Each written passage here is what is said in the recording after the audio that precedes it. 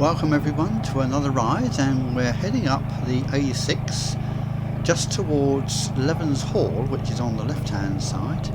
Now we don't normally see this on my rides, but I thought I'd include it in this case because it enables you to see just where we're headed. So if you look at the map at the end when we get to that point, you'll see exactly where we are.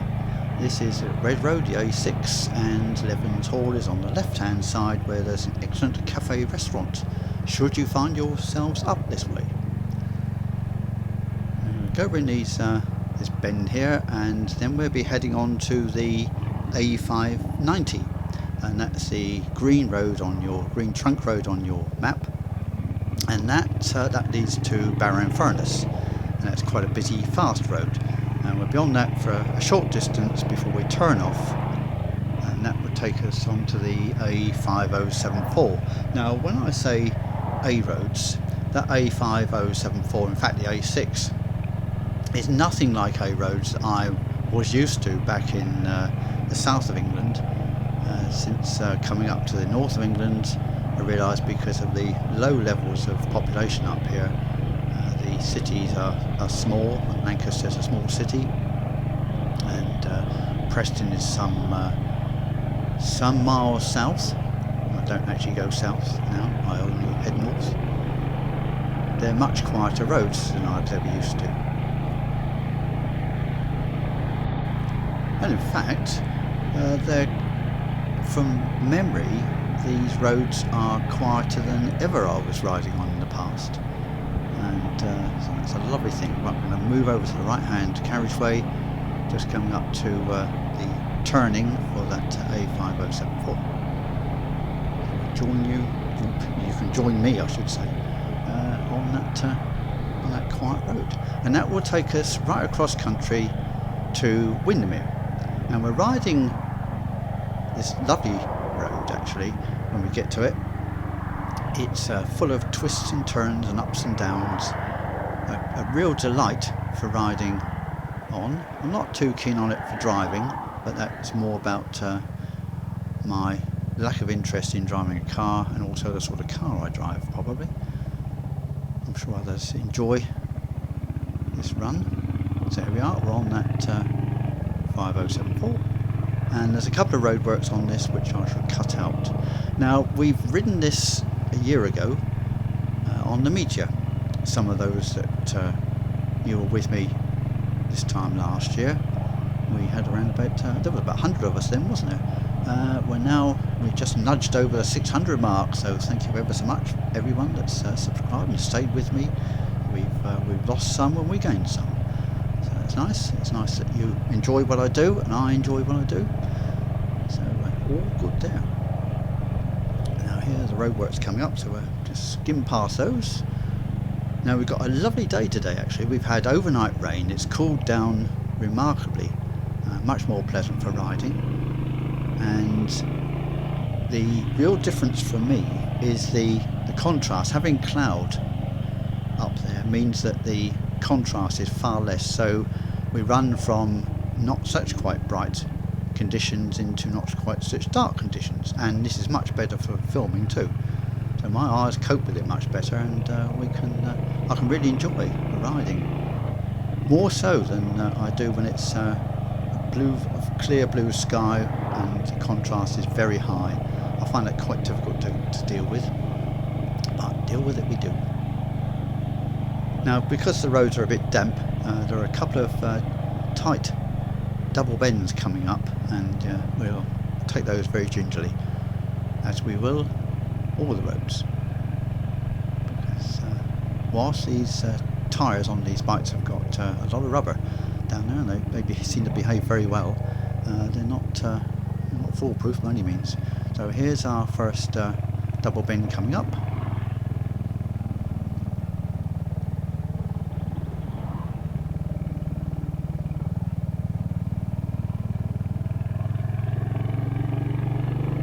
Right, we'll pass that one and on to the next.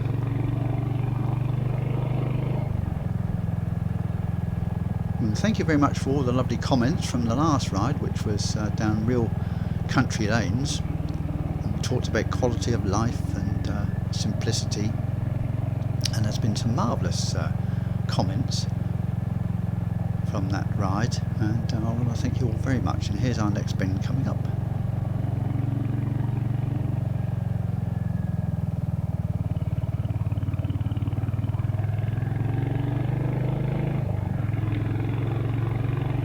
Yes, and you will notice there are quite a few bends on the way, but none of them quite so marked as that, but we do have some real ups and downs as well.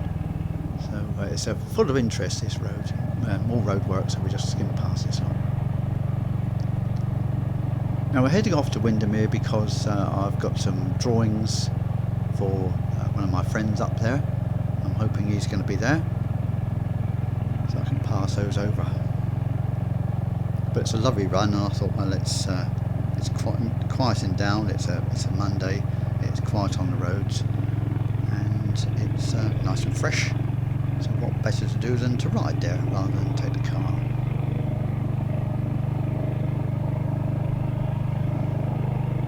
Yes, when we rode this before, we had the meter and we had a windscreen, and on that windscreen there was embossed the Royal Enfield logo, the RE, and a few of my law friends, they missed that. They missed it when I took the windscreen off. They said, "Oh no, we've lost that RE." I rather like that, so I'll show you just what it was like. There you go, James and Chris. The RE's back, briefly.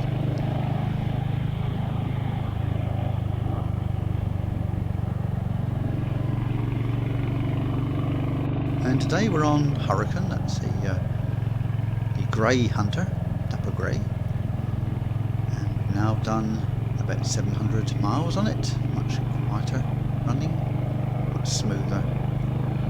It's going to take another 1,000 miles to really feel nice. But I have noticed the gear change is slightly different on the Hurricane. That's the dapper grey compared with Spitfire, the red. The gear change is a little bit smoother on the Hurricane, despite not having done quite so many miles. I think that's down to the clutch, is slightly different. But yeah, this is the most enjoyable road to ride. I was thinking back actually to when I used to ride before, 60s, 70s and into the 80s. The sort of riding I used to do, I never used to do the sort of distances I do now. Yes, watch it for him. Really good. Don't like those grey squirrels. They decimated the native red squirrel population, unfortunately. And they've got to be kept down in the lakes, otherwise they take over and we won't have any red squirrels. Where was I? Oh yes, sort of riding I used to do. And I think the furthest sort of distance I used to ride generally were less than I ride now, which surprises me. Now I've been riding since I returned to motorcycling for about 2 years, and knocked up quite a few miles, so I'm feeling a bit more competent than I was certainly when I first started. I thought, am I going to get used to this? Well, within a few weeks I think I was happier, but it's taken quite a long time. It's taken that good year to really feel that I'm nicely in control, more so than as much as one can be in control of anything on roads. And I think some of that must be down to the change of bikes. We just came up to that junction where I often turn down to take some little lanes on the right hand side down. That takes me to Underbarrow, Brigsteer, Levens. And yeah, so by changing from the meter to the Hunter, I immediately felt much more at home. Partly down to the riding position. I found that was much more what I wanted, but also the steering rake being slightly steeper. That meant that it was a little bit more manoeuvrable, and that was much more what I was used to with the machines I used to ride. Nice view of the Lake District Fells over there. And this is where the road gets a little bit narrower and a bit twistier and a bit more interesting, I think. Now, we rode up this way coming back from Bowness a few weeks ago, but going this way you get entirely different views, so I hope you bear with me, and I hope you enjoy it too as much as I do when I come this way. A few cars, but nothing to really worry about. Now, those thoughts that I had when we rode last time about quality of life and simplicity and values seem to chime with quite a few of you, to judge by the comments, which were absolutely wonderful to read and reply to. And very thoughtful comments, and I suppose maybe it's a product of getting older. As most of my audience, if YouTube is anything to go by, where it tells me that my audience is generally in the over 50s age bracket. It tells me it's all male, when that's not correct, of course. I know I've got some lovely female viewers. Thank you all very much for staying with me and enjoying what I do. So yes, I think as we get older we realise that there's the quality of life to be enjoyed, and that's not by rushing around and having the latest of everything. I do appreciate the things that we have. I mean, I wouldn't be doing this if I hadn't embraced, to some extent, digital technology. I'm much happier with the analogue stuff, but I realise I can't do this unless we had digital technology. So that's one great benefit. We're able to do this.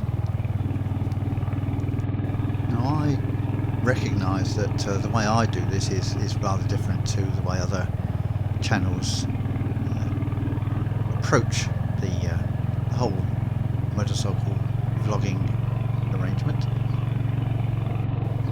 This works for me as that works for them, and watching these back over again, as I do from time to time, I realise that when I first started, in fact the ride that I did a year ago up this very road, using a different camera, the sound quality wasn't up to much then, and in fact the very early ones that I did, the sound quality was appalling. But gradually I've learnt, and hopefully it's improved over then. I hope you think so too.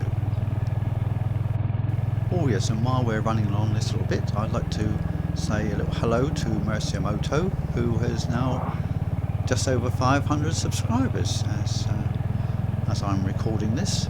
So well done, Mercia Moto. It's tough getting those first 500, but I think you'll find it a little bit easier now. YouTube seems to promote our channels much more once we've arrived at that figure. When I arrived at Bowness at the Steamboat Museum, I was parking up, and the chap and his wife came over from their car. They just arrived just before me, and he said, "Oh, Royal Enfield." Now, he was American. Well, his wife was American. They're from New York, and they were in their, I should think they were in their early 70s, maybe late 60s. It's hard for me to tell. Very, very softly spoken Americans, very pleasant people. And he rides a tour on a BMW. He's been riding motorcycles since he was very young, and he was telling me about his BSA Gold Star, the unit construction one, not the DBD 34 model or 32. And yeah, a wonderful couple, and they're really interested in the Enfield, and they hadn't seen them because in America they've only just released these Hunters. The rest of the world had them long before they did in the USA and Canada, but now you've got them over there, my American viewers, and hoping that you're enjoying yours. I'm sure one or two of you have actually bought them. So yes, this couple, they wanted to actually take a photograph of the bike and me as well. Yes, I think that's the lovely thing about motorcycling. It's a real community, and I mean YouTube itself, motorcycling. A couple of motorcyclists there enjoying this road too. Yet they were lovely to talk to, and we were able to share lots of thoughts about the whole ethos of riding. She was very taken with the panniers that I have fitted to this Hunter, and they obviously have a BMW because the roads are much wider over there and much faster, aren't they? Well, we're now getting closer to Windermere and Bowness, right down to the little road that leads down to Bowness. Now we won't be going through Bowness itself, we've seen that, and I have to say it's not really to my taste. What is noticeable though is that once you get through Bowness and then on to Ambleside and Grasmere, as it's pronounced in the north of England, the A's are short. In the south of England we pronounce our A's with a long A. It's Bath, not Bath, by the by. Yeah, so you get past that on the road that leads to Keswick and into the middle of the lakes, and the roads actually get much quieter, unless it's high summer, in which case they're heaving. But generally speaking, it's a nice run once you get past Grasmere. Sorry about that. And it's lovely. In fact, if you actually don't want to ride or drive, then you can catch the 555 bus, which leaves Lancaster on a daily basis. Every half hour, and I'm not absolutely sure about that, but it's a very regular service anyway, and that'll take you all the way to Keswick on the top of the bus, and magnificent views. And of course you don't have to worry about driving or riding, do you? You can just look across and enjoy it, especially if you've got a bus pass, in which case in this country, if you're over a certain age, you get that all for free because you've paid in for all your lives. That's the thing. It's not free at all, is it? You've paid for it. Like the National Health Service, it's not free. It's free at point of delivery. It's not free. You've paid for it. But very welcome it is too. Right, here we go. When that these little side roads, that takes you to a house. The little road we're going to take is, as we come to it, you'll notice there's an awful lot of debris on the bend, so we'll take that a bit gingerly again. There's wet leaves, as we know, and stuff like that, very slippery. So thank you very much for joining me on this little run, and I'll leave you with the gentle sound, the burbling sound of the Royal Enfield Hunter as it tootles along. And I hope you're going to enjoy this one, and I also hope you're going to stay with me and enjoy further rides as we now come into summer. It may well be that during August, with more cars on the roads, there won't be quite so many. I mean, I've enjoyed this because it's not school holidays or anything like that, and it's been very pleasantly quiet. But we'll try and find some quiet roads and ride again together. So I hope to see you again soon, and I'll leave you with the run down to Bowness.